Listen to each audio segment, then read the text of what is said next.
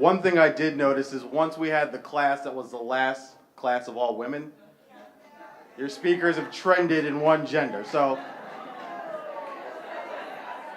apologies to that, but I am what I am. I can't change that in the next 10 minutes. And I've got a tough act to follow, so I'm going to do the best I can. But let's just tackle the elephant in the room right away. I'm clearly not the most successful person from the class of 98. I'm also was not the most popular person in that class. But what I was the 33rd best debater in New York State as a sophomore. Unfortunately, you had to break to 32 to continue in the tournament, but that's neither here nor there. They've asked me to kind of dig deep and use those oratory skills today. So, and I think I was also the only person that really rose their hand for the job, but that's not important. But I know that there are a lot of milestone classes here that we've heard from, and there are more that are going to follow me. So I'm going to do my very best to follow the 5 B's. Be brief, brother, be brief. Now just, can you guys, yes, you got it. But for all of you guys who are from the milestone classes, do yourself a favor. Just give yourself a hand for coming back home.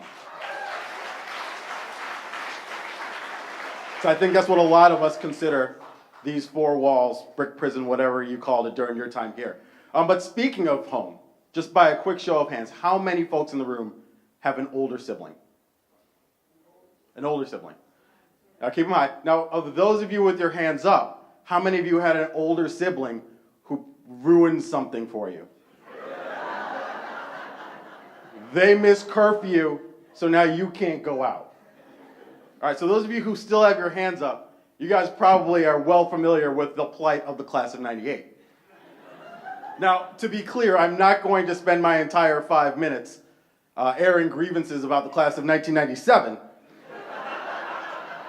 But it felt a lot like every Hunter tradition kind of abruptly ended when it was our turn to step up to the plate.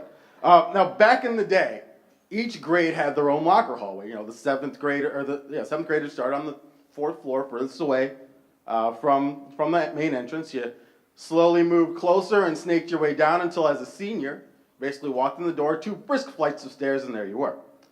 Well, and I don't know the reason for this, but once we became 8th graders, we never left the 4th floor. I can't pin that on the class of 97, but I don't know where else to look. And then there was the Philadelphia trip. It might have been the DC trip. I'm not exactly sure. I collaborated with some of my classmates, and we couldn't really land on what the city was. But the fact of the matter was there was a trip that you went on in a certain year. Now, as the streets tell it, there was a group of individuals in the class before us that may have helped themselves to some 5-finger discounts during that trip. And when our turn came to have that same trip, it was gone. And I'd also be remiss if I didn't mention the big show. It's where the junior class would unveil their mascot, but they'd also put on a show during which, there would be some light-natured ribbing of the faculty, and we'd all have a good chortle. Now, wouldn't you know it, but the class of 1997 didn't just push the envelope, they lit it on fire and took it a little too far. So when it was our turn, we just got to get out there, sing our song, show off our chimp daddy, and that was basically it. Now, we did lose out on a lot of things, but the one thing that we didn't lose out on were the feelings of community and inclusion that I've actually been hard-pressed to find anywhere else since I've left Hunter. I've been fortunate enough to be on the coaching staff of a Michigan basketball team that won the NIT and cut down nets in Madison Square Garden, go blue. But that experience is second in my competitive life to winning our 3rd state championship as a Hunter debater because of the community, the feelings of camaraderie, and the bonds that we're able to forge as Hunter students. And if you guys have been watching all the reboots of the mid to late 90s shows, it's pretty clear that as a society, we're far from woke back then.